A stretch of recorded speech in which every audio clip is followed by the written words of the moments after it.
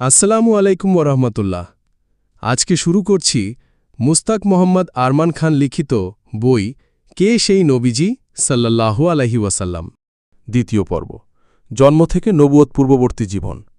একদিন রাতে Abdul Muttalib স্বপ্নে দেখলেন তার পিঠ থেকে একটি শিকল বের হয়ে এক প্রান্ত চলে গেছে আকাশে এবং অপর প্রান্ত মাটিতে। শিকলটি আবার পার্শ্ব বরাবর পূর্ব দিকে এবং পশ্চিম দিকেও বহু দূর পর্যন্ত ছড়িয়ে গেল। তারপর শিকলটি একটি গাছে রূপান্তরিত হল, যার প্রতিটি পাতা থেকে সূর্যের আলো থেকেও বহুগুণে উজ্জ্বল আলো বিচ্ছুরিত হল। পূর্ব পশ্চিমের বহু লোক সেই গাছের ডালপালা জড়িয়ে রয়েছে। কুরাইশের কিছু লোকও সেখানে আছে। আবার কুরাইশের অপর কিছু লোক গাছটিকে কেটে ফেলার জন্য সামনের দিকে অগ্রসর হল। এ সময় উজ্জ্বল সাদা বর্ণের এক যুবক তাদের প্রতিহত করল। ঘুম থেকে উঠে তিনি পণ্ডিত ব্যক্তিদের সাথে সাক্ষাৎ করে নিজের স্বপ্নের কথা ব্যক্ত করলেন। তারা স্বপ্নের ব্যাখ্যায় বলল, আপনার বংশে এক শিশু জন্ম নিতে যাচ্ছে, যার প্রশংসা করবে আকাশ ও জমিনের অধিবাসীরা। পূর্ব পশ্চিমের বহু লোক তার অনুসরণ করবে। কুরাইশের কিছু লোকও তার অনুসরণ করবে, আবার অনেকে তার শত্রুতা করবে। আব্দুল মুত্তালিব বুঝতে পারলেন তার পুত্র আবদুল্লার স্ত্রী আমিনার গর্ভেই সেই সন্তানের জন্ম হবে।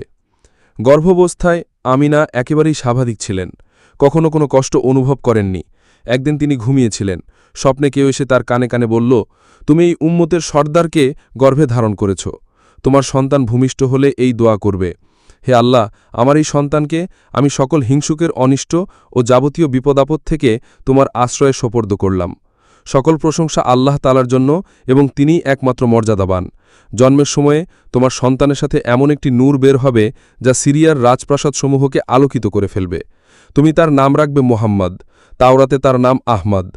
আকাশ ও পৃথিবীর অধিবাসীরা তার প্রশংসা করে, ইঞ্জিলেও তার নাম আহমদ।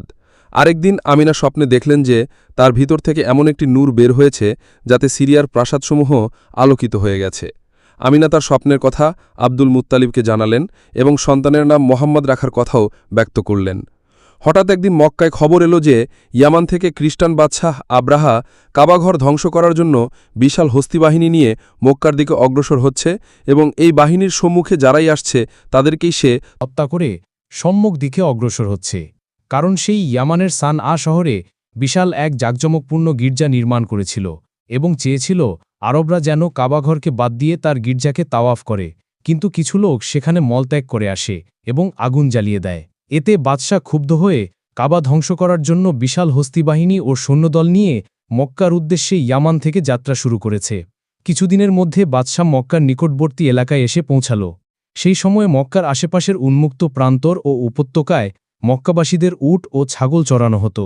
বাদশার সৈন্যদল এ সকল জানোয়ার ধরে নিয়ে গেল। এর মাঝে আব্দুল মুত্তালিবের 200 উটও ছিল। আব্দুল মুত্তালিব কুরাইশের কিছু নেতৃস্থানীয় ব্যক্তিদের সাথে নিয়ে বাদশার সাথে মক্কার সীমান্তে দেখা করতে গেলেন। আব্দুল মুত্তালিবের চেহারার সৌন্দর্য, গাম্ভীর্য ও ব্যক্তিত্ব দেখে আব্রাহা মোহিত হয়ে গেল এবং আব্দুল মুত্তালিবকে নিজের পাশে বসতে দিল। আব্দুল মুত্তালিব বাদশার কাছে নিজের ও অন্যান্য মক্কাবাসীদের উট ও ছাগলগুলো ছেড়ে দেওয়ার আবেদন জানালেন।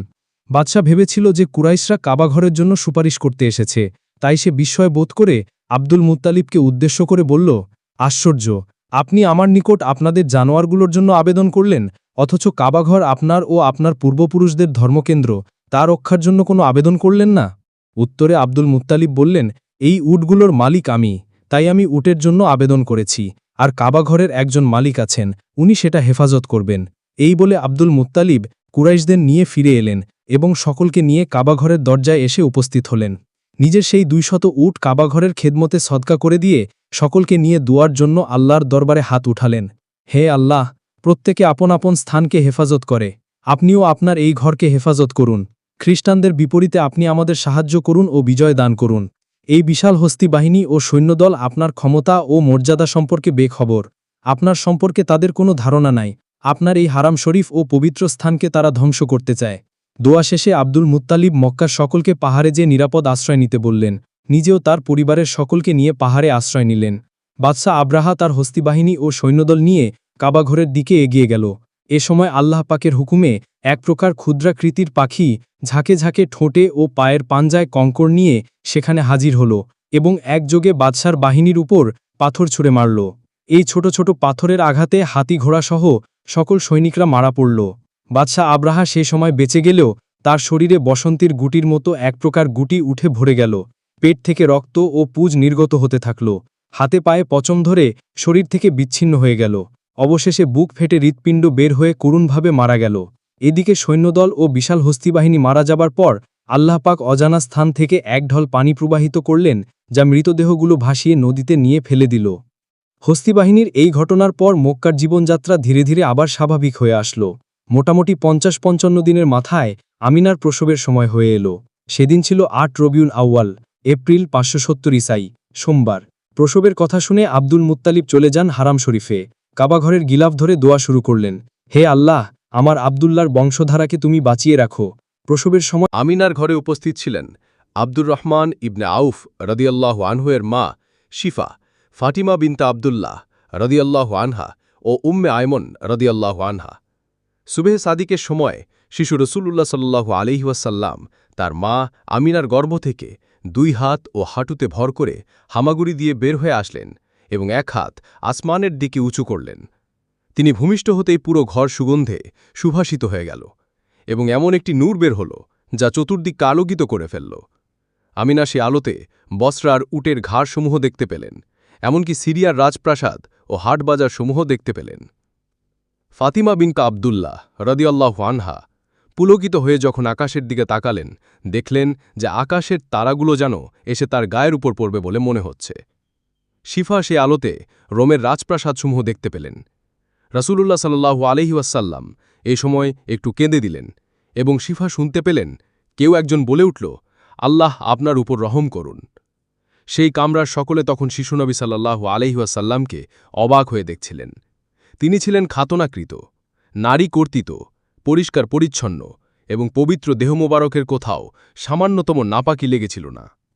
শিশুনবী সাল্লাল্লাহু আলাইহি ওয়াসাল্লামের আগমনের উৎসব সারা দুনিয়াতে শুরু হয়ে গেল। পানির মাছেরা ও জঙ্গলের পশুরা একে অন্যকে মুবারকবাদ জানাতে লাগল যে সবকিছুর জন্য রহমত ও দয়ার নবী দুনিয়াতে এসে গেছেন। বিভিন্ন দেশের মন্দিরের মূর্তিগুলো ও কুরাইশের মূর্তিগুলো মুখ থুবড়ে আছড়ে পড়ল। ইরানের অগ্নিপূজক বাদশাহ কিসরার প্রাসাদে ভয়ানক এক ভূমিকম্প হয়ে প্রাসাদের 14টি গম্বুজ ধসে গুড়িয়ে গেল। সেখানে একটি অগ্নিকুণ্ড 1000 বছর ধরে দারুচিনি ও দামি দামি কাঠ দ্বারা প্রজ্বলিত ছিল।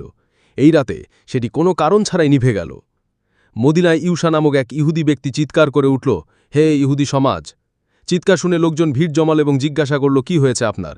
সে উত্তরে বলল, আহমদ নামে যে নবীর কথা তাওরাতে বলা হয়েছে, আজ রাতে তার তারকা উদিত হয়েছে, তিনি আজ রাতে জন্ম নিয়েছেন।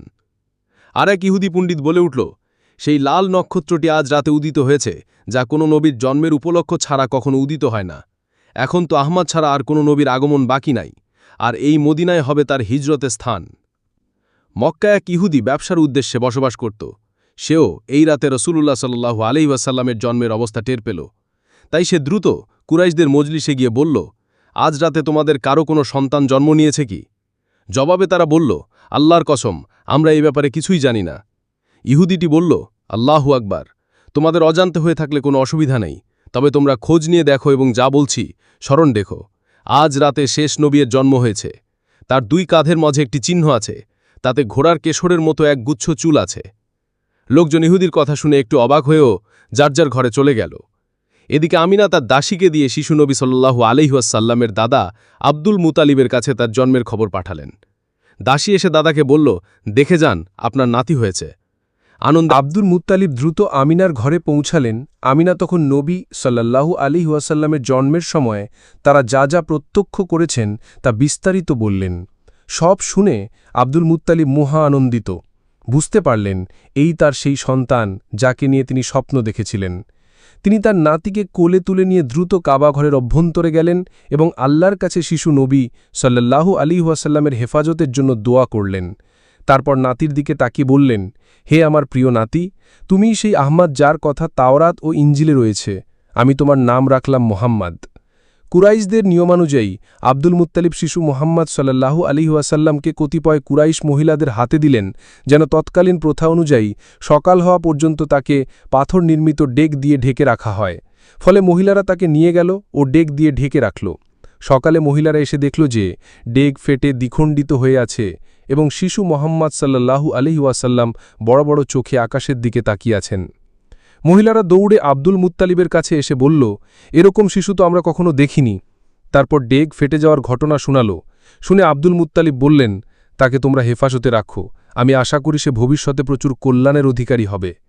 সকালে কানাঘুষা করতে করতে মক্কার প্রায় সকলের নিকট শিশু মুহাম্মদ সাল্লাল্লাহু আলাইহি ওয়াসাল্লামের জন্মের খবর পৌঁছে গেল। রাতের সেই ইহুদি লোকটিকেও তারা খবর দিল। ইহুদি বলল, তোমরা আমাকে তার ঘরে নিয়ে চলো, আমি তাকে দেখতে চাই। লোকেরা ইহুদিকে নিয়ে আমিনার ঘরে গিয়ে তাকে বলল, তোমার পুত্রকে আমাদের দেখতে দাও। আমিনা পুত্র মুহাম্মদ সাল্লাল্লাহু আলাইহি ওয়াসাল্লামকে তাদের কাছে দিলে তারা তার পিঠের কাপড় সরিয়ে ইহুদির বর্ণিত নিদর্শনটি দেখতে পেল। নবুয়তের নিদর্শন নজরে আসতেই ইহুদি লোকটি অজ্ঞান হয়ে গেল।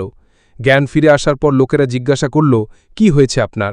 ইহুদি উত্তরে বলল, আল্লাহর কসম, নবুয়াত বনি ইসরাইল অর্থাৎ ইহুদিদের নিকট হতে বিদায় নিয়েছে। হে কুরাইশের দল, তোমরা আনন্দিত হও, আল্লাহর কসম তিনি তোমাদের সাথে নিয়ে এমন বিজয় লাভ করবেন যে পূর্ব থেকে পশ্চিমের বিস্তৃত এলাকা জুড়ে তার আধিপত্য থাকবে। জন্মের পর প্রথম ৩-৪ দিন শিশু মুহাম্মদ সাল্লাল্লাহু আলাইহি ওয়াসাল্লামকে দুধ পান করান তার মা আমিনা। এ সময় উম্মে আইমান তার দেখাশোনা করতেন। ৩-৪ দিন পর থেকে দুধ পান করাতে শুরু করেন চাচা আবুল আহাবের আজাদকৃত দাসী সুয়াইবা। ৭ম দিন দাদা আব্দুল মুত্তালিব আকিকা করেন। খুব আনন্দের সাথে তিনি কুরাইশের সকলকে দাওয়াত করে খানা খাওয়ালেন। কুরাইশের লোকেরা নাতির নাম জানতে চাইলে আব্দুল মুত্তালিব বললেন, আমার নাতির নাম মোহাম্মদ। এই নতুন নাম শুনে কুরাইশরা একটু আশ্চর্য হয়ে বলল, হে আব্দুল মুত্তালিব, আপনার পিতা ও পিতৃপুরুষ এবং গোত্র ও বংশের কেউ তাদের সন্তানদের এমন নাম রাখেননি, আপনি কি ভেবে এই নাম রাখলেন? জবাবে আব্দুল মুত্তালিব বললেন, আমি আমার এই নাতির নাম মোহাম্মদ এই আশায় রেখেছি যে আসমানের উপর মহান আল্লাহ পাক এবং জমিনের সকলে তার প্রশংসা করবে। চাচা আবু তালিবও আনন্দের সাথে বললেন, মর্যাদা দানের উদ্দেশ্যে আল্লাহ পাক তার জন্য নিজের নাম থেকে নাম বের করে এনেছেন। আরশের মালিক আল্লাহ পাকের নাম মাহমুদ আর আমার ভাতিজার নাম মোহাম্মদ। পরিবারের সকলের মধ্যমণি এখন শিশু মুহাম্মদ সাল্লাল্লাহু আলাইহি ওয়াসাল্লাম। তার লালন পালনে যেন কোনো ত্রুটি না হয় সেদিকেই সবার খেয়াল। একদিন তার চাচা আব্বাস রাদিয়াল্লাহু আনহু দেখতে পেলেন তার ভাতিজা সাল্লাল্লাহু আলাইহি ওয়াসাল্লাম দোলনায় দুল খাচ্ছেন আর চাঁদের সাথে কি যেন কথা বলছেন। শিশু মুহাম্মদ সাল্লাল্লাহু আলাইহি ওয়াসাল্লাম হাত দ্বারা যেদিকে ইশারা করেন চাঁদও সেই দিকে ঝুঁকে পড়ে। আব্বাস রাদিয়াল্লাহু আনহু পুলকিত হয়ে মনে মনে ভাবলেন, আমার ভাতিজার দিনই হল সত্য দিন এবং কোনো সন্দেহ নাই যে তিনি একজন নবী। আরবে সেই সময় এই প্রথা প্রচলিত ছিল যে সম্ভ্রান্ত বংশের লোকেরা তাদের দুগ্ধপোষ্য শিশুদের লালন পালনের জন্য গ্রাম্য এলাকায় পাঠিয়ে দিতেন। গ্রামে ছিল পরিষ্কার পরিচ্ছন্ন পরিবেশ। গ্রামবাসীদের ভাষা ছিল শুদ্ধ আরবি। আরবদের মৌলিক বৈশিষ্ট্যসমূহ ও সভ্যতা সংস্কৃতি গ্রামবাসীদের মাঝে বিদ্যমান ছিল, তাই শিশুদের প্রথম লালন পালন গ্রামে করা হতো। বনু সাদ গোত্রের মহিলারা এই কাজের জন্য প্রসিদ্ধ ছিল এবং তারা প্রতি বছর বাচ্চা গ্রহণের জন্য গ্রাম থেকে মক্কা শহরে আসত। এ বছর বনু সাদ গোত্রের গ্রামে বেশ অভাব ও দুর্ভিক্ষ দেখা দিল। গোত্রের ১০ জন মহিলার সাথে হালিমা বিনতে হারিস দুগ্ধপোষ্য শিশু সংগ্রহের উদ্দেশ্যে মক্কার দিকে রওনা হলেন। দলের মাঝে হালিমার বাহন ছিল সবচেয়ে দুর্বল, একটি জীর্ণশীর্ণ গাধী। এই গাধীর পিঠে চড়েই হালিমা তার স্বামী ও নিজের দুগ্ধপোষ্য একটি শিশুকে নিয়ে মক্কায় পৌঁছালেন। তাদের সাথে ছিল একটি বুড়ো উটনি, কিন্তু এই উটনিটি এতই দুর্বল ছিল যে সেটি দুধ দিতে পারত না। হালিমার নিজের স্তনেও কোনো দুধ ছিল না। তার শিশুটি দুধ না পেয়ে সারারাত শুধু কাঁদত। উটনি থেকেও কোনো দুধ মিলত না বিধায় স্বামী স্ত্রী দুজনেই সারারাত না খেয়ে কষ্টে কাটাত। তারপরও তারা মক্কায় আসলো এই আশায় যে কোনো দুগ্ধপোষ্য শিশু পাওয়া গেলে সেই শিশুর পিতার কাছ থেকে কিছু পারিশ্রমিক পাওয়া যাবে, যা এই অভাব ও দুর্ভিক্ষের সময় কাজে আসবে। যখন এই মহিলাদের সামনে মক্কা সম্ভ্রান্ত বংশের শিশুগুলোকে আনা হলো, শিশু মোহাম্মদকেও আনা হলো। এই শিশুটা ইয়াতিম শুনে বনু সাদ গোত্রের মহিলারা কেউ তাকে নিতে আগ্রহী হল না। তারা বলল, আমরা তো শিশুর পিতার কাছ থেকে কিছু পাবার আশা করতে পারি। এই শিশুটির মা সে তো আমাদের কিছু দিতে পারবে না। তাই তারা সকলে অন্যান্য বাচ্চাদের নিয়ে নিল। দিন শেষে সকলেই যার যার সম্বল গুছিয়ে রওনা হয়ে গেল। হালিমা কোনো শিশু পেলেন না। হালিমা তার স্বামীকে বললেন, এভাবে কোনো শিশু না নিয়ে খালি হাতে ফিরে যেতে আমার মন চাইছে না, আমি বরং এই ইয়াতিম শিশুটাকে নিয়ে নেই। স্বামী বললেন, ঠিক আছে, তাই করো। হতে পারে এই শিশুটার মাঝেই আমাদের জন্য কোনো বরকত আছে। হালিমা তাই শিশু মোহাম্মদ সাল্লাল্লাহু আলাইহি ওয়াসাল্লামকে কোলে নেয়ার জন্য অগ্রসর হলেন। সে তো তখন জানে না আসলে কোন রহমতকে সে কোলে তুলে নিচ্ছে। শিশুটিকে কোলে নিয়ে তার গাধির দিকে অগ্রসর হতেই টের পেলেন যে তার স্তন্দয় দুধে ভরে গেছে। তাই হালিমা তাড়াতাড়ি তাকে দুধ পান করালেন। শিশু মোহাম্মদ সাল্লাল্লাহু আলাইহি ওয়াসাল্লাম তৃপ্ত হবার পর স্তন ছেড়ে দিলে হালিমা নিজের শিশুকে দুধ পান করালেন। সেও অনেকদিন পর তৃপ্তি সহকারে দুধ পান করল।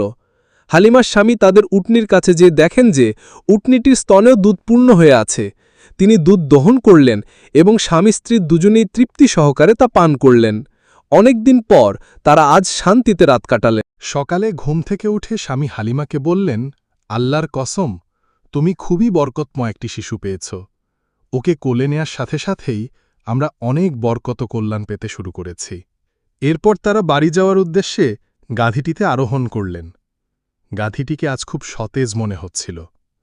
গাধিটিকে হাঁকাতেই এটি খুব দ্রুত ছুটতে লাগল। এমনকি কিছুক্ষণের মধ্যেই তারা অগ্রবর্তী অন্যান্য মহিলাদের পিছনে ফেলে সামনে এগিয়ে গেলেন। হালিমা তাদের গ্রামে এসে পৌঁছলেন। দুর্ভিক্ষের কারণে ভূমি তখন খুবই অনুর্বর ছিল। সারা দিন বকরি চড়িয়ে কেউ এক ফোঁটা দুধ পাচ্ছিল না। অথচ মোহাম্মদ সাল্লাল্লাহু আলাইহি ওয়াসাল্লাম এর বরকতে হালিমার সবগুলো বকরি দিন শেষে স্তন ভর্তি করে দুধ নিয়ে আসত। এভাবে 2 বছর কেটে যাওয়ার পর হালিমার সংসার সচ্ছলতা ও আনন্দে ভরপুর হয়ে গেল। মোহাম্মদ সাল্লাল্লাহু আলাইহি ওয়াসাল্লাম তখন একটি নাদুস-নুদুস বালকে পরিণত হয়েছেন। এই 2 বছরে আব্দুল মুত্তালিব মাঝে মাঝে এসে নাতিকে দেখে যেতেন। নির্ধারিত 2 বছর অতিক্রান্ত হবার পর হালিমা মোহাম্মদ সাল্লাল্লাহু আলাইহি ওয়াসাল্লামকে তার মা আমিনার কাছে মক্কায় নিয়ে আসেন। কিন্তু তার বরকত থেকে বঞ্চিত হওয়ার আশঙ্কায় তাকে ফেরত দিতে হালিমার মন চাচ্ছিল না। তাই সে আমিনাকে বললেন, আরও 1 বছরের জন্য আপনার ছেলেকে আমাদের কাছে থাকতে দিন। মক্কায় এখন মহামারী চলছে। আমি তার রোগাক্রান্ত হওয়ার ভয় করছি। হালিমা ফেরত নিয়ে যাবার জন্য বারবার পীড়াপিড়ি করতে লাগলেন। শেষ পর্যন্ত আমিনা রাজি হয়ে বললেন, ঠিক আছে, নিয়ে যাও। ধীরে ধীরে হালিমার তত্ত্বাবধানে মোহাম্মদ সাল্লাল্লাহু আলাইহি ওয়াসাল্লাম প্রতিপালিত হয়ে বড় হতে থাকেন। একসময় তিনি তার দুধ ভাইবোনদের সাথে বকরি চড়াতে মাঠে যেতে শুরু করেন। একদিন হালিমা তাকে খুঁজতে মাঠে গিয়ে দেখেন যে তিনি তার দুধ বোনের সাথে এক জায়গায় বসে আছেন। তখন রোদ ছিল প্রখর। পশুগুলো সব বসে বিশ্রাম নিচ্ছিল। হালিমা জিজ্ঞাসা করিলেন, তোমরা গরমের মাঝে বসে আছো কেন? তার মেয়ে বললেন, আম্মা, আমার ভাইয়ের তো গরম লাগছে না। একখণ্ড মেঘ ওকে সব সময় ছায়া দিচ্ছে। ও থামলে মেঘ থেমে যায়, ও চলতে শুরু করলে মেঘও চলতে শুরু করে। ব্যাপারটা হালিমাও খেয়াল করলেন, কিন্তু কিছু বুঝতে না পেরে চুপ করে রইলেন। প্রতিদিনের মতো একদিন মোহাম্মদ সাল্লাল্লাহু আলাইহি ওয়াসাল্লাম তার দুধ ভাইয়ের সাথে মাঠে বকরি চড়াতে গেলেন। এ সময় তার বয়স হয়েছিল 4 বছর। হঠাৎ 2 জন সাদা পোশাক পরিহিত ব্যক্তি সেখানে হাজির হল। তারা মোহাম্মদ সাল্লাল্লাহু আলাইহি ওয়াসাল্লামকে ধরে শুইয়ে দিল এবং বুক চিরে হৃৎপিণ্ডে বের করে ফেলল। এই অবস্থা দেখে দুধ ভাই ভয়ে বিচলিত হয়ে দৌড়ে এসে ঘরে বলল, 2 জন সাদা পোশাক পরিহিত লোক এসে আমাদের কুরাইশি ভাইয়ের বুক চিরে হৃৎপিণ্ড বের করে ফেলেছে। এ কথা শুনে হালিমা ও তার স্বামী দুজনেই কিছু সময়ের জন্য কাণ্ডজ্ঞান হারিয়ে ফেলেন। তারপর নিজেদের সামলে নিয়ে দৌড়ে গিয়ে মাঠে দেখেন মোহাম্মদ সাল্লাল্লাহু আলাইহি ওয়াসাল্লাম মাঠে এক স্থানে দাঁড়িয়ে আছেন। চেহারা বিবর্ণ হয়ে আছে। তাকে জীবিত পেয়ে আনন্দিত ও বিবর্ণ চেহারা দেখে কিছুটা বিচলিত হয়ে হালিমার স্বামী তাকে বুকে জড়িয়ে ধরে জিজ্ঞাসা করলেন, বাবা, তোমার কি হয়েছে? হালিমাও ততক্ষণে তাকে জড়িয়ে ধরেছেন। তিনি তাদের জানালেন যে তিনি তাদের ছাগল ভেড়া চড়াচ্ছিলেন। হঠাৎ সাদা পোশাক পরিহিত 2 জন লোক এসে তাকে শুইয়ে দিল এবং বুক থেকে হৃৎপিণ্ড বের করে ফেলল। তারপর তাকে ছোট ছোট করে পরিষ্কার পরিচ্ছন্ন করে যা তারা বলেনি তা আগের জায়গায় রেখে দিয়ে গেল। পোশাক পরিহিত 2 জন লোক তার কাছে আসে। বরফ ভর্তি একটি সোনার তোস্তরি তাদের সাথে ছিল। তারা তাকে শুইয়ে পেট চিরে হৃৎপিণ্ড বের করে নিয়ে আসে। তারপর হৃৎপিণ্ডটি চিরে ভিতর থেকে কালো রঙের একটি জমাট বাঁধা রক্তপিণ্ড বের করে ফেলে দেয় এবং বরফ মিশ্রিত ঠান্ডা পানি দ্বারা সেই হৃৎপিণ্ড ও পেট ধুয়ে দেয়। এ সময় তারা হৃৎপিণ্ডটি যথাস্থানে রেখে বুক সেলাই করে দেয় এবং 2 কাঁধের মাঝে একটি মোহর, নবুয়তের মোহর স্থাপন করে। তখন তাদের একজন অপরজনকে বলে, একে তার 10 জন উম্মতের সঙ্গে ওজন করো। অপরজন তাকে তার 10 জন উম্মতের সঙ্গে ওজন করে, এতে তার পাল্লা ভারী হয়। তারপর প্রথমজন আবার বলে, এবার তাকে 100 উম্মতের সঙ্গে ওজন করো। দ্বিতীয়জন তাকে 100 জনের সঙ্গে ওজন করে, এবারও তার পাল্লা ভারী হয়। প্রথমজন আবার বলে, এবার তাকে তার 1000 উম্মতের সঙ্গে ওজন করো। সে তাকে 1000 জনের সঙ্গে ওজন করে, এবারও তার পাল্লা ভারী হয়। তারপর প্রথম লোকটি বলল, হয়েছে, আর প্রয়োজন নেই। একে তার সমস্ত উম্মতের সঙ্গে ওজন করলেও তার পাল্লায় ভারী হবে। হালিমা ও তার স্বামী পুরো ঘটনা শুনে বিচলিত হয়ে তাড়াতাড়ি তাঁকে নিয়ে ঘরে ফিরলেন। মোহাম্মদ সাল্লাল্লাহু আলাইহি সাল্লামের দূর পিতা তার স্ত্রীকে বললেন, হালিমা, আমার ভয় হচ্ছে যে আমাদের এই ছেলেটিকে জিনে পেয়ে বসেছে। আমার ভয় হচ্ছে, চলো কিছু একটা দুর্ঘটনা ঘটার আগেই আমরা তাকে তার পরিবারের কাছে ফিরিয়ে দিয়ে আসি। এই বলে স্বামী স্ত্রী উঠে চড়ে মক্কার উদ্দেশ্যে রওনা হলেন। মক্কায় পৌঁছে তারা আমিনার কাছে তার পুত্রকে ফিরিয়ে দিলেন। আমিনা তখন হালিমাকে জিজ্ঞাসা করলেন, কি হে স্নেহশীলা ধাত্রী, আমার পুত্রের প্রতি তোমাদের দুইজনের এত আগ্রহ থাকা সত্ত্বেও তোমরা একে ফিরিয়ে আনলে কেন? হালিমাও তার স্বামী বললেন, আল্লাহর কসম, আল্লাহর অনুগ্রহে আমরা আমাদের দায়িত্ব পালন করেছি। এখন এর ব্যাপারে আমাদের মনে নানা বিপদাপদের আশঙ্কা হচ্ছে, তাই আপনার পুত্রকে আপনার নিকট ফিরিয়ে দিলাম। আমিনা তখন জানতে চাইলেন, তোমরা কিসের আশঙ্কা করছ? কি ঘটেছে সত্যি করে আমাকে সব খুলে বলো। তারা তখন বুক চিরে হৃৎপিণ্ড বের করার ঘটনার বৃত্তান্ত শোনালেন। শুনে আমিনা বিন্দুমাত্রও বিচলিত হলেন না। তিনি বললেন, তোমরা কি এর ব্যাপারে দুষ্টুজিনের ভয় করছ? কখনো নয়। আল্লাহর কসম, আমার এই পুত্রের উপর শয়তানের কোনো হাত থাকতে পারে না। আল্লাহর কসম, আমার এই পুত্র ভবিষ্যতে অনেক বড় কিছু হবে। আমি কি তোমাদেরকে এর জন্মের ঘটনা শোনাব? হালিমা বললেন, জি হ্যাঁ, শুনান। তখন আমিনা তাদেরকে নিজের গর্ভাবস্থায় যে স্বপ্ন দেখেছিলেন এবং মোহাম্মদ সাল্লাল্লাহু আলাইহি সাল্লাম ভূমিষ্ঠ হবার সময় যা যা ঘটেছিল সব বর্ণনা করে শোনালেন। এরপর থেকে নবীজি সাল্লাল্লাহু আলাইহি সাল্লাম তার মায়ের আদরেই বড় হতে থাকেন। যখন তার বয়স 6 বছর হল, তখন একদিন তার মা তাকে নিয়ে মদিনায় তার নানার বাড়িতে গেলেন। উম্মু আয়মানকেও তাদের সাথে নিলেন। সেখানে তারা প্রায় 1 মাস ছিলেন। একদিন দুইজন ইহুদি মহিলা আমিনার বাবার বাড়িতে এসে বলল, আহমদকে নিয়ে আসো দেখি, আমরা তাকে দেখতে এসেছি। তারা তাকে দেখে ফিরিয়ে দিয়ে একজন অপরজনকে বলল, এই ছেলেটিই বড় হয়ে এই উম্মতের নবী হবে, আর মদিনাতে সে হিজরত করে আসবে, আর তাকে কেন্দ্র করে অনেক যুদ্ধবিগ্রহের ঘটনা ঘটবে।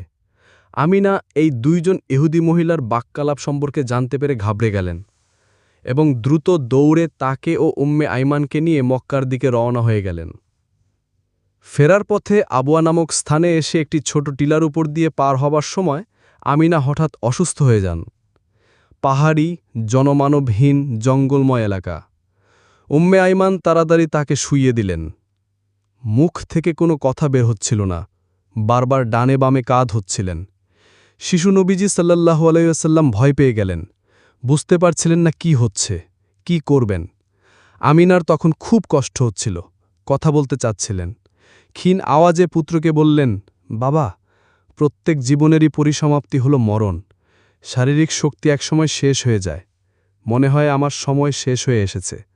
আমি এক পবিত্র সন্তান প্রসব করেছি। এতটুকু কথা বলার পর আমিনা আর কথা বলতে পারলেন না। চলে গেলেন আল্লাহ পাকের দরবারে। এ সময় আমিনার বয়স ছিল 25 বছর। নবীজি সাল্লাল্লাহু আলাইহি ওয়াসাল্লাম তার মাকে এমন জায়গায় হারালেন যেখানে তাকে সান্ত্বনা দেওয়ার মতো কেউ ছিল না।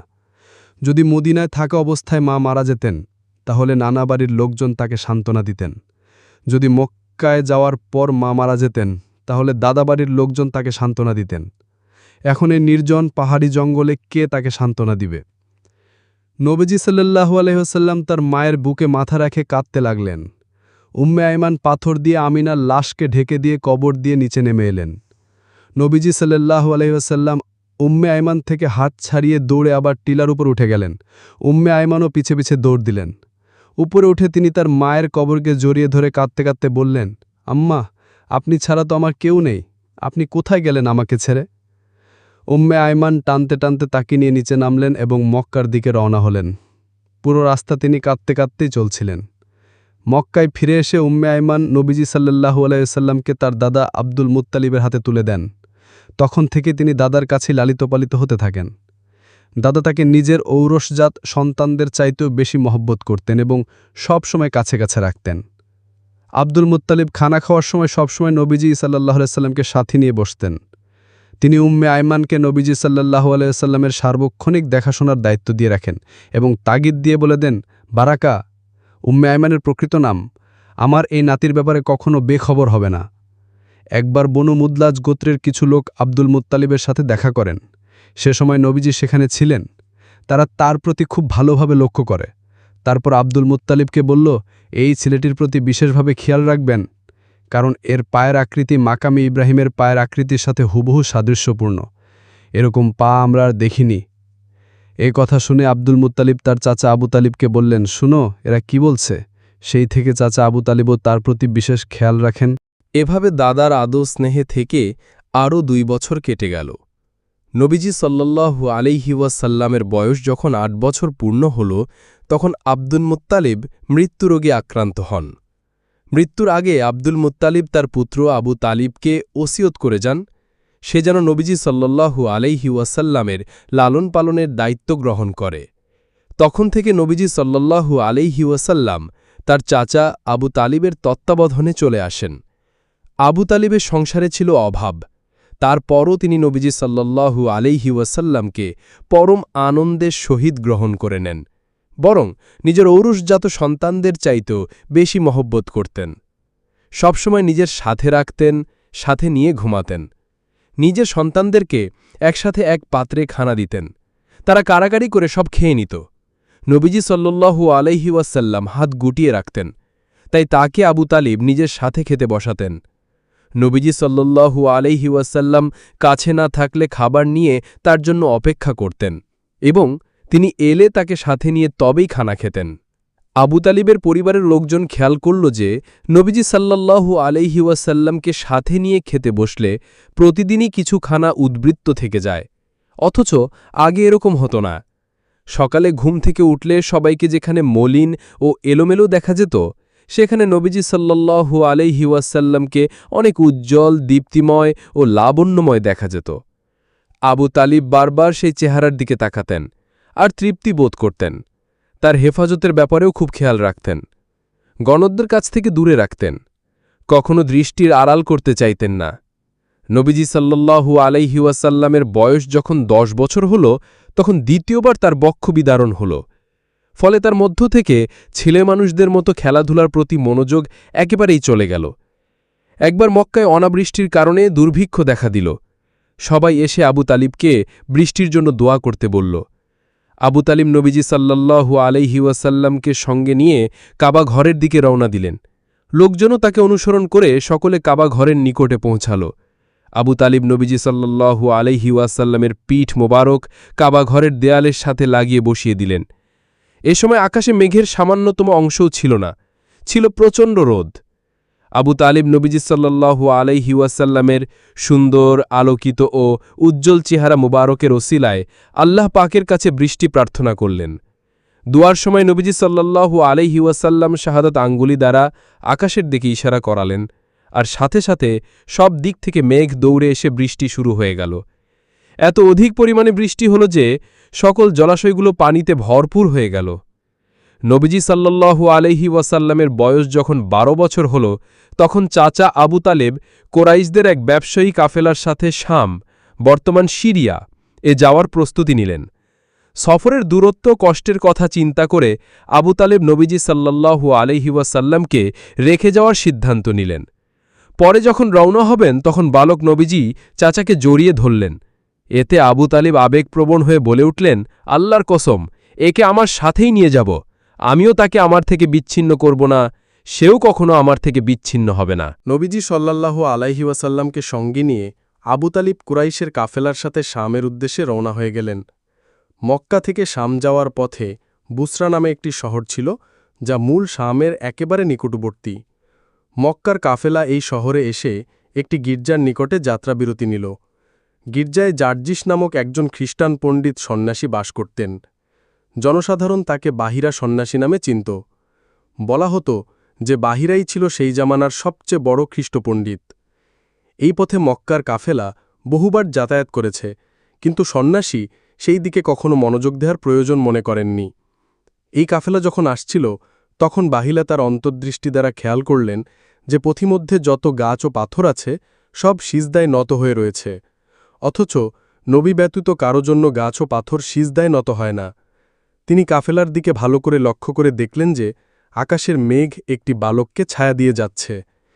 তিনি তাড়াতাড়ি লোক মারফত কাফেলার সকলকে একবেলা খানা খাওয়ার দাওয়াত দিলেন এবং নিজেও গির্জা থেকে বের হয়ে আসলেন, যা তিনি স্বাভাবিকভাবে করেন না। কুরাইশি কাফেলার সদস্যরা সন্ন্যাসীর পক্ষ থেকে দাওয়াত পেয়ে কিছুটা অবাক হল, কারণ এরকম আগে কখনো ঘটেনি। তারা সকলে আহারে অংশ নেয়ার জন্য গির্জায় সমবেত হল, আর নবীজি সাল্লাল্লাহু আলাইহি ওয়াসাল্লাম তাঁবুতে মাল সামানার কাছে থেকে গেলেন। বাহিরা আগত মেহমানদের প্রতি লক্ষ্য করে দেখলেন যে যার খাতিরে তিনি এই কাফেলাকে খানার দাওয়াত দিয়েছেন সেই আসলে অনুপস্থিত। তাই তিনি বললেন, হে কুরাইশ সম্প্রদায়, আমার খাবার থেকে তোমাদের একজনও যেন বাদ না যায়।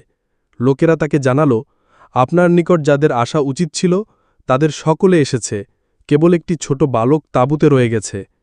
বাহিরা বলল, না, এমন করো না, ওকেও ডেকে পাঠাও, যেন সেও তোমাদের সাথে এই খাবারে শরিক হতে পারে। তখন কুরাইশদের একজন বলল, লা তো উজ্জার কসম, মোহাম্মদ ইবনে আবদুল্লাহ এই খাবারে আমাদের থেকে অনুপস্থিত থাকা আমাদের জন্য দুর্ভাগ্যই বটে। এই বলে সে নবীজি সাল্লাল্লাহু আলাইহি ওয়াসাল্লামকে কোলে করে এনে সকলের সাথে আহারে বসিয়ে দিল। তখন বাহিরা নবীজি সাল্লাল্লাহু আলাইহি ওয়াসাল্লামের দিকে গভীর দৃষ্টিতে তাকিয়ে পর্যবেক্ষণ করতে থাকলেন। আহার পর্ব শেষ হলে সকলেই একটি বড় গাছের ছায়ায় অবস্থান নিয়ে বিশ্রাম নিতে লাগল। নবীজি সাল্লাল্লাহু আলাইহি ওয়াসাল্লাম গাছের নিচে কোনো খালি জায়গা না পেয়ে এক পাশে বসে গেলেন। সাথে সাথে গাছ সেদিকে ঝুঁকে নবীজি সাল্লাল্লাহু আলাইহি ওয়াসাল্লামকে ছায়া করে দিল। ব্যাপারটা বাহিরার নজর এড়াল না। বাহিরা এসে নবীজি সাল্লাল্লাহু আলাইহি ওয়াসাল্লামের হাত ধরলেন, পিঠের কাপড় সরিয়ে নবুয়তের সিলমোহর দেখলেন। বাহিরা তখন কুরাইশদের লক্ষ্য করে বললেন, এই বালকের সবচেয়ে নিকটাত্মীয় কে? আবু তালিব বললেন, সে আমার পুত্র। বাহিরা সাল্লাল্লাহু আলাইহি ওয়াসাল্লাম বললেন, না, সে আপনার পুত্র হতে পারে না, এই বালকের পিতা জীবিত নেই। আবু তালিব বললেন, সে আমার ভাতিজা। পাদ্রী আবার জিজ্ঞাসা করলেন, এর পিতার কি হয়েছিল? আবু তালিব জানালেন, সে তার মায়ের গর্ভে থাকা অবস্থাতেই তার পিতা মারা যায়। সন্ন্যাসী বললেন, ঠিক বলেছেন। বাহিরা নবীজি সাল্লাল্লাহু আলাইহি ওয়াসাল্লামের সবকিছু লক্ষ্য করে বলে উঠলেন, ইনিই হলেন বিশ্বজগতের সর্দার, ইনিই হলেন বিশ্বজগতের রবের রাসূল, বিশ্বজগতের জন্য রহমত হিসেবে তাকে পাঠানো হয়েছে। বাহিরা আবু তালিব ও অন্যান্য সকলকে কসম খেয়ে বললেন, আপনারা তাকে রোমের উদ্দেশ্যে মোটেই নিয়ে যাবেন না, সেখানে ইহুদিরা তাকে দেখামাত্রই চিনে ফেলবে এবং হত্যা করে ফেলবে। কুরাইশ কাফেলার সাথে কথা বলার সময় হঠাৎ বাহিরার নজর পড়ল যে ৭ জন রোমীয় সৈন্য কোনো কিছুর অনুসন্ধানে এদিকেই আসছে। তিনি তাদের উদ্দেশ্য করে বললেন, তোমরা এখানে কেন এসেছ? তারা বলল, আমরা ওই নবীর সন্ধানে এসেছি যার কথা তাওরাত ও ইঞ্জিলে আলোচনা করা হয়েছে। তিনি এই মাসেই সফরে বের হবেন। আমরা তার সন্ধান লাভের জন্য সব দিকে লোক পাঠিয়েছি। বাহিরা তাদের মনোযোগ অন্যদিকে সরিয়ে দিল এবং আবু তলিবকে বলল, আপনি অবশ্যই তাকে মক্কায় ফেরত পাঠিয়ে দিন। আবু তালিব তখনই লোক মারফত নবীজি সাল্লাল্লাহু আলাইহি ওয়াসাল্লামকে মক্কায় পাঠিয়ে দিলেন। মক্কায় নবীজি সাল্লাল্লাহু আলাইহি ওয়াসাল্লাম সকলের সাথে মিলেমিশে থাকতেন, কিন্তু জাহিলি যুগের মানুষ যেসব রীতিনীতি পালন করত তা থেকে তিনি সবসময় দূরে থাকতেন। লোকেরা তাদের 2টি বড় প্রতিমা লাত ও উজ্জার নামে কসম খেয়ে কথা বলত, কিন্তু তিনি এগুলোকে খুবই অপছন্দ করতেন। লোকেরা কাবা তাওয়াফ করার সময় তাদের মূর্তিগুলোকে স্পর্শ করা, চুম্বন করা, মূর্তির জন্য পশু জবাহি করা, মূর্তির কাছে নিজের প্রয়োজনকে পেশ করে দোয়া করা ইত্যাদি শিরিকমূলক কাজ করত। তিনি এই সব কাজগুলোকে ঘৃণা করতেন। একবার লোকেদের সাথে তিনি তাদের একটি পূজা অনুষ্ঠানে ছিলেন। তিনি অনুভব করলেন যে তার পিছনে 2 জন ফেরেশতা এসে দাঁড়িয়ে আছেন। এরপর থেকে তিনি এ ধরনের অনুষ্ঠানের নিকটেও যেতেন না। তিনি সকল মানুষের জন্য হিতাকাঙ্ক্ষী ছিলেন, সকলের সাথে সদয় আচরণ করতেন। তার বিনয়ী আখলাক ও আকর্ষণীয় ব্যক্তিত্বের কারণে সমাজের সকলের নিকট তিনি হয়ে ওঠেন শ্রদ্ধার পাত্র। নবীজি সাল্লাল্লাহু আলাইহি ওয়াসাল্লামের যখন 20 বছর বয়স পূর্ণ হল, তখন একদিন বারাজ ইবনে কায়েস নামক কুরাইশ গোত্রের এক ব্যক্তি ব্যবসায়িক একটি কোন্দল নিয়ে হাওয়াজিন গোত্রের উরওয়া ইবনে উতবাকে উকাজ মেলার স্থানে হত্যা করে ফেলে। ফলে হাওয়াজিন গোত্র কুরাইশের উপর আক্রমণ করে বসে এবং শুরু হয় এক ভয়াবহ রক্তক্ষয়ী যুদ্ধ। নিষিদ্ধ শাবান মাসে এই যুদ্ধ সংঘটিত হয় বলে তাহারবুল ফুজ্জার বা অবাধ্যদের লড়াই নামে খ্যাত হয়। চাচাদের বারবার বলতে থাকার কারণে নবীজি সাল্লাল্লাহু আলাইহি ওয়াসাল্লাম যুদ্ধের শেষের দিকে সামিল হলেও প্রত্যক্ষভাবে যুদ্ধ করেননি। তিনি কেবল চাচাদের তীর উঠিয়ে দিতেন। বেশ কিছুদিন যুদ্ধ চলার পর চুক্তির মাধ্যমে তা পরিসমাপ্তি ঘটে। মক্কায় সে সময় দুর্বল, অসহায় ও মহিলাদের উপর অত্যাচার ছিল নিত্যদিনকার ঘটনা। হারবুল ফজ্জার শেষ হবার 4 মাস পর জিলকদ মাসে নবীজি সাল্লাল্লাহু আলাইহি ওয়াসাল্লামের চাচা জুবাইর ইবনে আব্দুল মুত্তালিব উদ্যোগ নিয়ে বিভিন্ন গোত্রের লোকদের একত্রিত করেন। সকলে মিলে সেখানে একটি চুক্তিপত্র তৈরি করে, যাতে সকলেই একমত হয় যে সাহায্যপ্রার্থী নিপীড়িত ব্যক্তি স্থানীয়, প্রবাসী, আত্মীয়, অনাত্মীয় যেই হোক না কেন, সকলে মিলে তাকে সাহায্য করবে। ফজল ইবনে ফজালাহ, ফজল ইবনে ওয়াদাহ এবং ফুজাইল ইবনে হারিস নামক 3 জন নেতৃস্থানীয় ব্যক্তির মুখ্য ভূমিকায় এই চুক্তি সম্পন্ন হয় বিধায় এই চুক্তিনামা হিলফুল ফুজুল নামে খ্যাত হয়। মক্কাবাসীদের কাজকর্ম নবীজি সাল্লাল্লাহু আলাইহি ওয়াসাল্লামের কাছে অপছন্দনীয় হল। হিলফুল ফুজুলে তিনি খুবই আনন্দিত হন এবং নিজেও সেখানে শরিক ছিলেন। হিলফুল ফুজুলের পর মক্কায় কিছুটা হলেও শান্তির পরিবেশ আসে। এ সময় নবীজি সাল্লাল্লাহু আলাইহি ওয়াসাল্লাম পারিশ্রমিকের বিনিময়ে মক্কার লোকদের বকরি চড়াতেন। তার বয়স যখন 25 বছর, তখন মক্কার ঘরে ঘরে তার আমানতদারি, সত্যবাদিতা, উত্তম ও পবিত্র আখলাকের আলোচনা হতে থাকে এবং সকলে তাকে আল আমিন বলে ডাকতে শুরু করে। এদিকে মক্কার সবচেয়ে সম্ভ্রান্ত ও বিত্তশালী মহিলা ছিলেন খাদিজা রাদিয়াল্লাহু আনহা। বংশীয় আভিজাত্য ও চারিত্রিক পবিত্রতার কারণে তিনি তাহেরা, পবিত্রা নামে সকলের কাছে পরিচিত ছিলেন এবং মক্কার সকলেই তাকে বিবাহ করার জন্য আগ্রহী ছিল। খাদিজা রাদিয়াল্লাহু আনহা তার সম্পদ দ্বারা মুদারাবা, অর্থাৎ মুদারাবা ওই ব্যবসাকে বলে যেখানে সম্পদ একজনের, শ্রম অন্যজনের এবং লভ্যাংশ চুক্তিভিত্তিক বন্টন হবে, এর ভিত্তিতে ব্যবসা করতেন। এ সময় তিনি তার ব্যবসার জন্য একজন বিশ্বস্ত ব্যক্তির অনুসন্ধানে ছিলেন। লোকেরা নবীজি সাল্লাল্লাহু আলাইহি সাল্লামের আলোচনা করলে খাদিজা রাদিয়াল্লাহু আনহা তাকে ডেকে এই প্রস্তাব দেন যে আপনি যদি আমার ব্যবসায়ী পণ্য নিয়ে সিরিয়ায় যেতে রাজি থাকেন, তাহলে অন্যদেরকে যে লভ্যাংশ দেয়া হয় আপনাকে তা থেকে দ্বিগুণ দেয়া হবে। সে সময় চাচা আবু তালিবের আর্থিক অবস্থা খুব খারাপ ছিল। কথা চিন্তা করে নবীজি সাল্লাল্লাহু আলাইহি সাল্লাম এই প্রস্তাবে রাজি হয়ে গেলেন। নির্ধারিত সময়ে নবীজি সাল্লাল্লাহু আলাইহি সাল্লাম খাদিজা রাদিয়াল্লাহু আনহায়ের সম্পদ নিয়ে সিরিয়ার দিকে রওনা হয়ে গেলেন। খাদিজা রাদিয়াল্লাহু আনহা তার কৃতদাস মাইসারাকে সঙ্গে দিয়ে দিলেন। সিরিয়ায় পৌঁছে বুসরা এলাকার একটি গির্জার সামনে নবীজি সাল্লাল্লাহু আলাইহি সাল্লাম অবস্থান নেন। সেখানে তিনি একটি গাছের নিচে বিশ্রাম নিচ্ছিলেন। তখন গির্জা থেকে নাস্তুরা নামক এক পাদ্রী তাকে দেখে বের হয়ে আসলো এবং মাইসারাকে জিজ্ঞাসা করল, ইনি কে? উত্তরে মাইসারা বলল, ইনি মক্কার অধিবাসী কুরাইশ বংশের এক ব্যক্তি। নাস্তুরা বলল, হজরত ঈসা আলাইহিসসালামের পর আজ পর্যন্ত এই গাছের নিচে কেউ বসেনি। তারপর নাস্তুরা আবার মাইসারাকে জিজ্ঞাসা করল, তার চোখে কি লাল ডোরা রয়েছে? মাইসারা উত্তরে বলল, হ্যাঁ, তার চোখের ওই লাল ডোরা কখনো দূরীভূত হয় না। নাস্তুরা সন্ন্যাসী সাথে সাথে উত্তেজিত হয়ে বলে উঠল, তিনিই নবী, তিনিই সর্বশেষ নবী। নবীজি সাল্লাল্লাহু আলাইহি সাল্লাম সেখানে বেচাকেনায় মনোযোগ দিলেন এবং কারো সাথে ঝগড়া বিবাদ বা তর্ক না করে বেচাকেনা শেষ করলেন। মাইসারা খেয়াল করল পুরো সফরকালে সূর্যের তাপ প্রখর হওয়ার সাথে সাথে 2 জন ফেরেশতা এসে নবীজিকে ছায়া প্রদান করত। সফর শেষ করে নবীজি সাল্লাল্লাহু আলাইহি সাল্লাম যখন মক্কায় প্রবেশ করছিলেন, তখন খাদিজা রাদিয়াল্লাহু আনহা তার প্রাসাদের ছাদের উপর ছিলেন। তিনি ছাদ থেকে দেখলেন যে নবীজি আসছেন, তার সাথে সাথে মেঘও ছায়া দিতে দিতে আসছে। এই দৃশ্য তিনি তার আশেপাশের মহিলাদেরকেও দেখালেন। মহিলারা আশ্চর্যে অভিভূত হয়ে তা দেখল। ফিরে আসার পর মাইসারা খাদিজা রাদিয়াল্লাহু আনহার নিকট সফরের পূর্ণ বৃত্তান্ত, সন্ন্যাসী নাস্তুরার কথা এবং ফেরেশতাদের ছায়া দেওয়ার ঘটনা বর্ণনা করল। খাদিজা রাদিয়াল্লাহু আনহা মনোযোগ দিয়ে তা শুনলেন। নবীজি সাল্লাল্লাহু আলাইহি সাল্লাম ব্যবসার সকল পণ্য ও অর্থ খাদিজা রাদিয়াল্লাহু আনহার নিকট বুঝিয়ে দিলেন। দেখা গেল এই সফরে খাদিজা রাদিয়াল্লাহু আনহার এত বিপুল পরিমাণ হয়েছে যা ইতিপূর্বে আর কখনো হয়নি। তাই খাদিজা রাদিয়াল্লাহু আনহা যে পরিমাণ লভ্যাংশ দেওয়ার ওয়াদা করেছিলেন, তা থেকে আরও অধিক নবীজি সাল্লাল্লাহু আলাইহি সাল্লামকে প্রদান করলেন। খাদিজা রাদিয়াল্লাহু আনহা তার দাস মাইসারাহ থেকে শোনা সফরের বৃত্তান্ত ও ছাদ থেকে নিজের দেখা ছায়ার ঘটনা চাচাতো ভাই ওয়ারাকা ইবনে নওফালের কাছে বর্ণনা করলেন। ওয়ারাকা ইবনে নওফাল একজন বিজ্ঞ খ্রিস্ট পণ্ডিত ছিলেন। সব কিছু শুনে ওয়ারাকা ইবনে নওফাল বললেন, যদি এই সব কিছু সত্য হয়ে থাকে, তাহলে ইনি সেই আহমদ নবী যার কথা তাওরাত ও ইঞ্জিলে আলোচনা করা হয়েছে, আর এটি সেই যুগ যখন তার আবির্ভাবের কথা বলা হয়েছে। এ কথা শুনে খাদিজা রাদিয়াল্লাহু আনহা নবীজি সাল্লাল্লাহু আলাইহি সাল্লামের প্রতি আগ্রহান্বিত হন।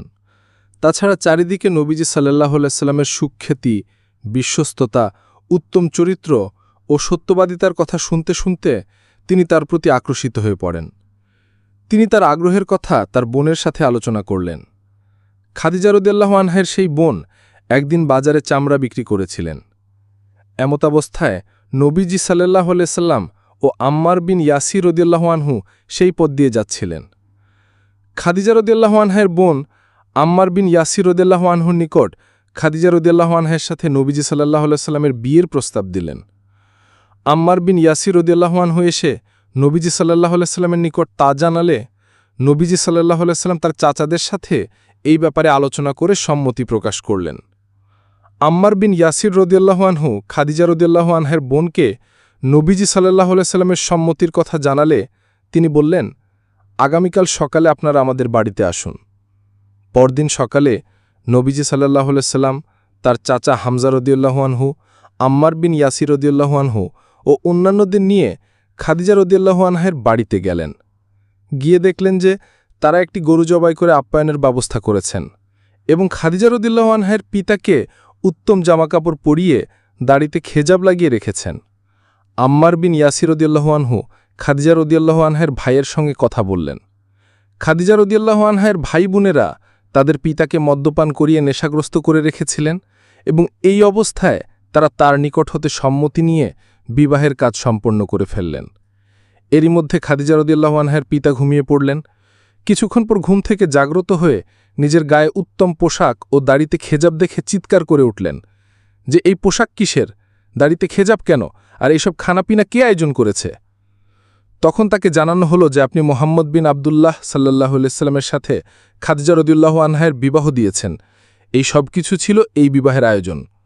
এই কথা শুনে তিনি রেগেছে বিয়ের কথা অস্বীকার করে বসলেন এবং চিৎকার করতে করতে কাবাঘরের হাতিমে এসে উপস্থিত হলেন।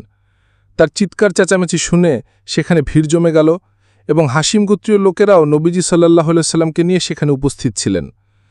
খাদিজা রাদিয়াল্লাহু আনহার পিতা ক্রোধে চিৎকার করে জিজ্ঞাসা করলেন, তোমাদের যে লোকটির নিকট আমি খাদিজাকে বিবাহ দিয়েছি বলে তোমাদের ধারণা, সেই লোকটি কোথায়? তখন নবীজি সাল্লাল্লাহু আলাইহি ওয়াসাল্লাম তার সামনে এসে দাঁড়ালেন। নবীজি সাল্লাল্লাহু আলাইহি ওয়াসাল্লামকে দেখে খাদিজা রাদিয়াল্লাহু আনহার পিতার ক্রোধ নিমিষেই ঠান্ডা হয়ে গেল। ক্রোধ আনন্দে পরিণত হয়ে তিনি সবাইকে উদ্দেশ্য করে বললেন, আমি যদি উনার নিকট খাদিজাকে বিবাহ দিয়ে থাকি তো ভালো কথা, অন্যথায় এখন আমি উনার সাথে খাদিজাকে বিবাহ দিয়ে দিলাম।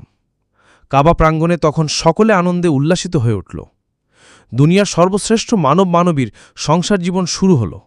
শীঘ্রই আল্লাহ পাক তাদের একটি পুত্র সন্তান দান করলেন। তার নাম রাখা হল কসেম। সেই থেকে মক্কার লোকেরা নবীজি সাল্লাল্লাহু আলাইহি ওয়াসাল্লামকে আবুল কসেম বা কসিমের পিতা নামে ডাকত। দুগ্ধপোষ্য অবস্থাতেই কসেমের ইন্তেকাল হয়ে যায়। তারপর তাদের মেয়ে জায়নাব, তারপর আবদুল্লাহ, তারপর উম্মে কুলসুম, তারপর রোকাইয়া ও সবশেষে ফাতেমা রাদিয়াল্লাহু আনহা জন্মগ্রহণ করেন। দ্বিতীয় ছেলে আবদুল্লাহ শিশু অবস্থাতেই মারা যান। খাদিজা রাদিয়াল্লাহু আনহা তার বিয়ের সময় নিজের দাস যায়েদ বিন হারিসা রাদিয়াল্লাহু আনহুকে নবীজি সাল্লাল্লাহু আলাইহি ওয়াসাল্লামের খেদমতের জন্য হাদিয়া স্বরূপ পেশ করেন। যায়েদ রাদিয়াল্লাহু আনহু তখন বালক বয়সের ছিলেন। আপন নানা বাড়ি যাবার সময় দস্যুরা তাকে তার মায়ের কাছ থেকে ছিনিয়ে নিয়ে যায় এবং মক্কার বাজারে বিক্রি করে দেয়। হাকিম ইবনে হিজাম তার ফুফু খাদিজা রাদিয়াল্লাহু আনহা এর জন্য তাকে খরিদ করে নিয়ে আসেন। যায়েদ রাদিয়াল্লাহু আনহু এর পিতা তার শোকে সব সময় কাঁদতেন। ঘটনাক্রমে সেই এলাকা থেকে কিছু লোক মক্কায় হজ করতে এসে যায়েদ রাদিয়াল্লাহু আনহুকে দেখে চিনে ফেলে। ফিরে যেয়ে তারা তার পিতাকে সবকিছু খুলে বললে তার পিতা ও চাচা মুক্তিপণ স্বরূপ অনেক অর্থ সম্পদ সঙ্গে নিয়ে মক্কায় এসে হাজির হলেন। নবীজি সাল্লাল্লাহু আলাইহি ওয়াসাল্লামের কাছে এসে তারা বলল, হে হাশেমের বংশধর, হে আপন গোত্রের সর্দার, হারাম শরীফের অধিবাসী এবং আল্লাহর ঘরের প্রতিবেশী, আপনারা স্বয়ং কয়েদীদের মুক্ত করেন, ক্ষুধার্তকে খাদ্যদান করেন, আমাদের প্রতি রহম করুন। আমরা আমাদের ছেলের তালাশে আপনার নিকটে এসেছি। আপনি আমাদের প্রতি দয়া করুন, মুক্তিপণ নিয়ে তাকে ছেড়ে দিন, বরং মুক্তিপণ যা আসে তা থেকেও বেশি গ্রহণ করুন। নবীজি সাল্লাল্লাহু আলাইহি ওয়াসাল্লাম জিজ্ঞাসা করলেন, কি ব্যাপার? তারা বলল, আমরা যায়েদের জন্য এসেছি। নবীজি সাল্লাল্লাহু আলাইহি ওয়াসাল্লাম বললেন, শুধু কি এই ব্যাপার? তারা বলল, শুধু এই উদ্দেশ্যে আমরা মক্কায় আপনার নিকটে হাজির হয়েছি। নবীজি সাল্লাল্লাহু আলাইহি ওয়াসাল্লাম বললেন, তাকে ডেকে জিজ্ঞাসা করো, যদি সে তোমাদের সাথে যেতে চায় তাহলে আমি মুক্তিপণ ছাড়ই তাকে দান করলাম, আর যদি সে যেতে না চায় তাহলে আমি তার উপর চাপ সৃষ্টি করব না। তারা একথা শুনে খুব খুশি হয়ে বলল, আপনি আমাদের দাবির চাইতে বেশি অনুগ্রহ করেছেন, আমরা খুশি মনে আপনার কথা মেনে নিলাম। জাইদ রাদিয়াল্লাহু আনহুকে সেখানে হাজির করা হলে নবীজি সাল্লাল্লাহু আলাইহি ওয়াসাল্লাম তাকে জিজ্ঞাসা করলেন, তুমি ইনাদের চেনো? সে উত্তরে বলল, ইনি আমার বাবা আর ইনি আমার চাচা। নবীজি সাল্লাল্লাহু আলাইহি ওয়াসাল্লাম তখন তাকে বললেন, তুমি আমার সম্পর্কে জানো, এখন তোমার ইচ্ছা, তুমি আমার কাছে থাকতে চাইলে থাকতে পারো, আর যদি ইনাদের সাথে যেতে চাও আমি তোমাকে তা অনুমতি দিলাম। জাইদ রাদিয়াল্লাহু আনহু বললেন, আমি কি আপনার মোকাবেলায় অন্য কাউকে পছন্দ করতে পারি? আপনিই আমার পিতা ও চাচা। তার পিতা ও চাচা তখন অবাক হয়ে বলে উঠলেন, হে জাইদ, তুমি মুক্ত হবার পরিবর্তে গোলাম হয়ে থাকাকে পছন্দ করছ? নিজের বাবা চাচা পরিবারের নিকটে যাবার চেয়ে এখানে গোলাম হয়ে থাকতে চাও? জাইদ রাদিয়াল্লাহু আনহু তখন নবীজি সাল্লাল্লাহু আলাইহি ওয়াসাল্লামের দিকে ইশারা করে বললেন, আমি তার মধ্যে এমন বিষয় দেখেছি যার মোকাবেলায় অন্য কোনো কিছুকেই পছন্দ করতে পারি না। বালক জাইদ রাদিয়াল্লাহু আনহুয়ের মুখে এই কথা শুনে নবীজি সাল্লাল্লাহু আলাইহি ওয়াসাল্লাম তাকে কোলে তুলে নিয়ে বললেন, আজ থেকে আমি তাকে নিজের পুত্র হিসেবে গ্রহণ করলাম। এই দৃশ্য দেখে জাইদ রাদিয়াল্লাহু আনহুয়ের পিতা ও চাচা তাকে রেখেই আনন্দচিত্তে নিজ এলাকায় ফিরে গেলেন। এ সময় চাচা আবু তালিবের আর্থিক অবস্থা ভালো ছিল না এবং তার পরিবারের লোকসংখ্যা বেশি ছিল বিধায় নবীজি সাল্লাল্লাহু আলাইহি ওয়াসাল্লাম তার ছেলে আলী রাদিয়াল্লাহু আনহুয়ের দায়িত্বভার গ্রহণ করেন। সেই থেকে আলী রাদিয়াল্লাহু আনহু নবীজি সাল্লাল্লাহু আলাইহি ওয়াসাল্লামের পরিবারের একজন সদস্য হয়ে যান। নবীজি সাল্লাল্লাহু আলাইহি ওয়াসাল্লামের বয়স যখন ৩৫ বছর, তখন কাবাঘর ভেঙে পুনর্নির্মাণ করা আবশ্যক হয়ে পড়ে। তখন কাবাঘরের কোনো ছাদ ছিল না এবং দেয়ালের উচ্চতা ছিল মাত্র ৯ হাত। নিচু জমিতে ভিত্তি ছিল বলে বৃষ্টি এলেই পানি কাবাঘরের ভিতরে এসে জমা হতো। তাছাড়া তখন কাবাঘরের ভিতরে রক্ষিত একটি মূল্যবান সম্পদ চুরির ঘটনা ঘটে। এ পরিস্থিতিতে কুরাইশের সকল গোত্র মিলে কাবাঘর পুনর্নির্মাণ করে। কাবাঘরের দেওয়াল ও ছাদ নির্মাণের কাজ শেষ হয়ে যাওয়ার পর হাজরে আসওয়াদকে যথাস্থানে স্থাপন করা নিয়ে জটিলতা দেখা গেল। কে করবে এই কাজ? কে হবে এই সম্মানের অধিকারী? সকলের মধ্যে তখন এ নিয়ে তর্ক শুরু হল। এমনকি পরিস্থিতির এত অবনতি হল যে লোকজন খাপ থেকে তরবারি বের করে যুদ্ধ শুরু করার জন্য তৈরি হয়ে গেল। পরিস্থিতি স্বাভাবিক করার জন্য সে সময় কুরাইশের সর্বাধিক বয়স্ক ব্যক্তি আবু উমাইয়া ইবনে মুগিরা একটি প্রস্তাব পেশ করল। আগামীকাল ভোরে সকলের পূর্বে যে ব্যক্তি মসজিদুল হারামের দরজা দিয়ে প্রবেশ করবে আমরা সকলে তার ফয়সালা মেনে নিব। এই প্রস্তাব কুরাইশের সকলে মেনে নিল। সকলে সেই রাতে সেখানেই অবস্থান করল। পরদিন সকালে দেখা গেল নবীজি সাল্লাল্লাহু আলাইহি ওয়াসাল্লাম সর্বপ্রথম মসজিদুল হারামের দরজা দিয়ে প্রবেশ করলেন। সকলে তাকে আসতে দেখে খুশি হয়ে গেল এবং বারবার একথা বলতে লাগল, এই যে আমাদের সকলের বিশ্বাসের পাত্র মুহাম্মদ সাল্লাল্লাহু আলাইহি ওয়াসাল্লাম এসে গেছেন, আমরা সকলে তার উপর সন্তুষ্ট আছি। সকলে মিলে তখন নবীজি সাল্লাল্লাহু আলাইহি ওয়াসাল্লামের নিকট হাজরে আসওয়াদ স্থাপন সংক্রান্ত বিষয়ে সঠিক ফয়সালার জন্য আবেদন করল। সবকিছু শুনে নবীজি সাল্লাল্লাহু আলাইহি ওয়াসাল্লাম একটি চাদর মাটিতে বিছিয়ে তাতে নিজ হাতে হাজরে আসওয়াদ পাথরটি রাখলেন। তারপর সকল গোত্রের নেতাদেরকে চাদরটির চারিদিকে ধরতে বললেন এবং বহন করে যথাস্থানে নিয়ে যেতে বললেন। সেখানে নিয়ে যাবার পর নবীজি সাল্লাল্লাহু আলাইহি ওয়াসাল্লাম নিজ হাতে হাজরে আসওয়াদ পাথরটি চাদর থেকে উঠিয়ে দেয়ালে বসিয়ে দিলেন। এভাবে কুরাইশকে নিশ্চিত এক যুদ্ধে লিপ্ত হওয়া থেকে নবীজি সাল্লাল্লাহু আলাইহি ওয়াসাল্লাম রক্ষা করলেন। মক্কা তখন কুফর ও শিরকের অন্ধকারে নিমজ্জিত থাকলেও নবীজি সাল্লাল্লাহু আলাইহি ওয়াসাল্লাম সব সময় তখনকার প্রচলিত রীতিনীতির অনুসরণ করা থেকে বিরত থাকতেন। কাবাঘরে তখন ৩৬০টি মূর্তির পূজা চলত। তিনি কখনো কোনো মূর্তির সামনে মাথা নত করতেন না। মূর্তির নামে জবাহকৃত কোনো পশুর গোস্ত খাবার জন্য তাকে আহ্বান জানালে তিনি তাতে অস্বীকৃতি জানাতেন। নিজে তো বিরত থাকতেনই, অন্যদেরকেও এসব থেকে বিরত থাকতে বলতেন। খানাপিনার আয়োজন করে মদের আসর করা, ফাহেসা ও মিথ্যা কল্পকাহিনী কবিতার মজমা করা, গায়িকাদের দ্বারা গান বাজনার আয়োজন করা, জিনা করা, মেয়েদের ওপর অত্যাচার করা, দাস দাসীদের ওপর জুলুম করা, ছোট ছোট বিষয়ের ওপর ঝগড়া বিবাদ করা ইত্যাদি কাজ তখন মক্কার নিত্যদিনের ঘটনা। এসব প্রত্যক্ষ করে নবীজি সাল্লাল্লাহু আলাইহি ওয়াসাল্লামের মন ব্যথিত হতো। তিনি তখন নিজের জন্য নির্জনতাকে বেছে নিলেন। চলে যেতেন পাহাড়ের নির্জনতায়। একদিন তিনি পাহাড়ের পাথর থেকে একটি আওয়াজ শুনতে পেলেন, আসসালামু আলাইকা ইয়া রাসূলুল্লাহ, হে আল্লাহর রসুল, আপনার জন্যে সালাম। নবীজি সাল্লাল্লাহু আলাইহি ওয়াসাল্লাম এদিক সেদিক তাকিয়ে সালামদাতাকে খুঁজতে লাগলেন, কিন্তু সেখানে পাথর ছাড়া কিছুই ছিল না। এরপর থেকে প্রায়ই নবীজি সাল্লাল্লাহু আলাইহি ওয়াসাল্লাম পাথরের পক্ষ সালাম পেতে শুরু করেন। এ সময় তিনি খুব ঘন ঘন স্বপ্ন দেখতেন। সময় যাচ্ছিল আর স্বপ্ন দেখার পরিমাণও বৃদ্ধি পাচ্ছিল। একসময় এরকম হলো যে রাতে যা স্বপ্ন দেখতেন পরবর্তী দিন তা বাস্তবে পরিণত হতো। সেই দিনগুলোতে মক্কার লোকদের সঙ্গ তার কাছে অসহনীয় হয়ে ওঠে। কয়েক দিনের খাবার সঙ্গে নিয়ে তিনি হেরা পর্বতের গুহায় একাকী ধ্যান করা শুরু করলেন। সেই নির্জনে তিনি আল্লাহর জিকিল করতেন এবং অন্য কোনো ইবাদতে মগ্ন থাকতেন। খাবার শেষ হয়ে গেলে তিনি ঘরে ফিরে আসতেন। তারপর আবার চলে যেতেন হেরা পর্বতের গুহায়। মাঝে মাঝে খাদিজা রাদিয়াল্লাহু আনহা সেই গুহায় গিয়ে খাবার দিয়ে আসতেন। এভাবে নবীজি সাল্লাল্লাহু আলাইহি ওয়াসাল্লামের বয়স 40 পূর্ণ হল। যদি এই অডিও বুকটি আপনার ভালো লাগে তাহলে অবশ্যই লাইক দিন, মতামত জানান আর শেয়ার করে দিন। আপনার একটি শেয়ার অন্য কারো জন্য জ্ঞানের দরজা খুলে দিতে পারে। আর হ্যাঁ, চ্যানেলটি সাবস্ক্রাইব করে পাশে থাকুন। আমরা একসাথে এগিয়ে যাব আলোর পথে ইনশাআল্লাহ।